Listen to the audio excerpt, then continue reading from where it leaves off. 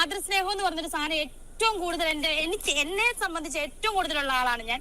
So അതുകൊണ്ടാണ് ഞാൻ നിങ്ങൾ ഈ പറഞ്ഞ പോലെ കരഞ്ഞിട്ടുണ്ട്, തീർച്ചയായിട്ടും കരഞ്ഞിട്ടുണ്ട്, എനിക്ക് വീട്ടിൽ പോകണമെന്ന് പറഞ്ഞിട്ടുണ്ട്, അതൊക്കെ ചെയ്തിട്ടുണ്ട്. പക്ഷെ ഇന്ന് എന്നെ കൺഫ്യൂഷൻ റൂമിൽ വിളിച്ചപ്പോൾ സംസാരിച്ചപ്പോൾ തൊട്ട് എനിക്ക് നല്ലൊരു ധൈര്യം എവിടെ നിന്നാണെന്ന് എനിക്കറിയാം. ഇതിന്റെ ആദ്യ ഭാഗം. ഇതിന് രണ്ടാമതൊരു വശം കൂടെ വന്നിട്ടുണ്ട്. വേറൊന്നുമല്ല ഗൈസ്, ഈ ഒരു കൺഫെഷൻ റൂമിലെ ഈ ഒരു പ്രകടനം കാര്യങ്ങളെല്ലാം കഴിഞ്ഞതിന് ശേഷം ഒന്നുമല്ല എന്ന് തെളിയിക്കുന്ന രീതിയിൽ പുള്ളിക്കാരി ഒരു ടാസ്കിൽ പങ്കെടുക്കുകയുണ്ടായി. അവിടെ സ്വേച്ഛാധിപതി ആവാനുള്ള അർഹതയെ കുറിച്ച് ആളുകൾ ഡിബേറ്റ് വഴി ആ ഒരു സ്ഥാനം പിടിച്ചെടുക്കലൊക്കെയാണ് ടാസ്ക്. അതിന്റെ ഇടയ്ക്ക് പുള്ളിക്കാരി പോയിരുന്നു, ഞാൻ മുമ്പോട്ട് വരാൻ, ഞാൻ സംസാരിക്കാം എന്ന് പറഞ്ഞിട്ട് പോയി. പുള്ളിക്കാരിക്ക് സംസാരിക്കാൻ ഒരു സ്ഥലം വേണമായിരുന്നു. ആ ഒരു സ്ഥലമായി മാത്രം ആ ഒരു ടാസ്കിനെ എടുത്തു എന്നാണ് എനിക്ക് മനസ്സിലായത്. അല്ലാതെ ആളുകളിലേക്ക് എനിക്ക് സ്വേച്ഛാധിപതിയായി ഇവിടെ ഭരിക്കാൻ പറ്റും എന്ന രീതിയിലൊന്നും അവരൊന്നും സംസാരിക്കുന്നില്ല. അഭിലാഷ് ചോദിച്ച ചോദ്യം അത് ഞാൻ ഇവിടെ വെക്കാം. പോണോന്ന് പറയുന്നുണ്ട്. അപ്പൊ ഈ പോണോന്ന് പറയുന്നതും കരയുന്നതും ഒക്കെ ഈ പ്രേക്ഷകര് രേണുവിനെ പിന്തുണയ്ക്കും എന്നുള്ള വിശ്വാസത്തിലാണോ, അത് രേണുവിന്റെ മറ്റൊരു ഗെയിം സ്ട്രാറ്റജി ആയിട്ട് ആണോ രേണു ഞങ്ങളുടെ മുമ്പിൽ? ഇതാണ് അഭിലാഷ് ചോദിച്ച ചോദ്യം. ഇതിപ്പോ മാങ്ങേൻ അണ്ടി എന്ന് പറയുമ്പോൾ അപ്പേരെ കിണ്ടി എന്ന് പറയുന്ന ഒരു പരിപാടി ഉണ്ടല്ലോ, അതാണ് രേണു ഇവിടെ ചെയ്തിട്ടുള്ളത്. നിങ്ങൾ ആദ്യം ആ ഉത്തരം ഒന്ന് കേട്ടു നോക്കുക. അവിടെ മാതൃസ്നേഹം കൂടുതലാണ്, ചേച്ചിന്റെ കരുണ കൂടുതലാണെന്നുള്ള കാര്യം ഞങ്ങളെല്ലാവരും പുറമേ നിന്ന് കണ്ടതാണ്. Sorry to say. അപ്പം കരുണ കൂടുതലാണ്, സ്നേഹം കൂടുതലാണ് എന്ന് പറയുന്ന കാര്യങ്ങളോട് എനിക്ക് വലിയ യോജിപ്പില്ല. സ്നേഹം ഇല്ല എന്നും പറയുന്നില്ല, ഉണ്ടായിരിക്കാം. പക്ഷെ ടാസ്കിൽ ചോദിച്ച ചോദ്യവും പറഞ്ഞ ഉത്തരവും തമ്മിൽ യാതൊരു തരത്തിലുള്ള ബന്ധമില്ല. സ്വേച്ഛാധിപതി ആവണമെന്നുണ്ടെങ്കിൽ അവിടെ സ്വന്തം ലാഭങ്ങൾക്ക് വേണ്ടി മാത്രം നിൽക്കുന്ന ആളാവണം. ഇപ്പൊ ഈ സ്നേഹം കരുണയൊക്കെ കൂടുതലുള്ള ആളാണെന്നുണ്ടെങ്കിൽ ചേച്ചിക്ക് ബിഗ് ബോസ് പോവാതെ അടുത്ത് വരുന്ന ഒരാൾക്കുന്ന പിന്നെ എന്റെ സ്റ്റാൻസ് വേറൊരാൾക്ക് കിട്ടിക്കോട്ടെ, എന്നേക്കാൾ നന്നായി പെർഫോം ചെയ്യാൻ പറ്റുന്ന അല്ലെങ്കിൽ എന്നേക്കാൾ പരിതാവസ്ഥയിലുള്ള ആരെങ്കിലും കയറിക്കോട്ടെ എന്ന് ആ സ്നേഹവും കരുണയും വെച്ച് ബിഗ് ബോസിന്റെ ഹൗസിലേക്കുള്ള ആ ഒരു പ്രവേശനം തന്നെ ഡ്രോപ്പ് ചെയ്യായിരുന്നു. ചേച്ചി അത് ചെയ്തില്ലല്ലോ. അപ്പം എനിക്ക് സ്നേഹം കൂടുതലാണ്, കരുണ കൂടുതലാണ്, ഞാൻ വിട്ടുകൊടുക്കാൻ തയ്യാറാണ്, അത് പറയരുത്.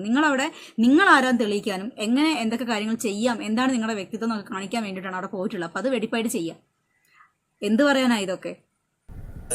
മറ്റൊരു ഗെയിം സ്ട്രാറ്റജി ആയിട്ടൊന്നും എടുത്തിട്ടല്ല കരയുന്നത്. എന്റെ മനസ്സിൽ കുറച്ച് കരുണ കൂടുതലുള്ള ആളാണ് ഞാൻ, ദയ കൂടുതലുള്ള ആളാണ് ഞാൻ, സങ്കടവും സന്തോഷം കൂടുതലുള്ള ആളാണ് ഞാൻ. അതുപോലെ തന്നെ എന്റെ പേഴ്സണലി പറഞ്ഞ മാതൃസ്നേഹം എന്ന് പറഞ്ഞൊരു സാധനം ഏറ്റവും കൂടുതൽ എന്നെ സംബന്ധിച്ച് ഏറ്റവും കൂടുതലുള്ള ആളാണ് ഞാൻ.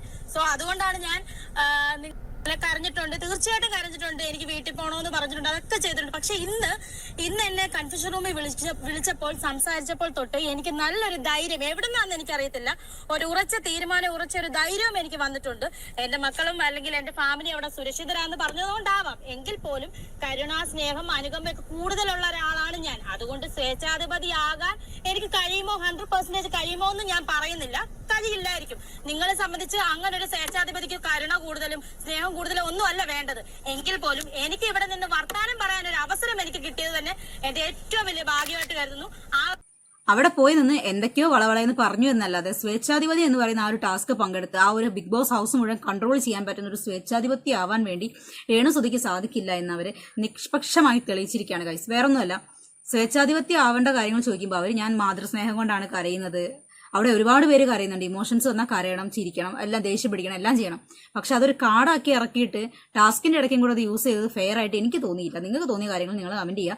സ്വേച്ഛാധിപതി ആവണമെന്ന് പറഞ്ഞു കഴിഞ്ഞാൽ മറ്റുള്ളവരുടെ കരുണയും സ്നേഹം കൊണ്ടൊന്നും നടന്നു കഴിഞ്ഞാൽ കാര്യമില്ല. സ്വേച്ഛാധിപതിക്ക് ഏറ്റവും വലിയ ഉദാഹരണമാണ് ഹിറ്റ്ലർ. അയാളുടെ സ്വന്തം സാമ്പത്തിക ലാഭങ്ങൾക്കും വേണ്ടി ഭരണ ലാഭങ്ങൾക്കും വേണ്ടി മാത്രം ജനങ്ങളെ കരുവാക്കിയ ഒരു വ്യക്തിയാണ്.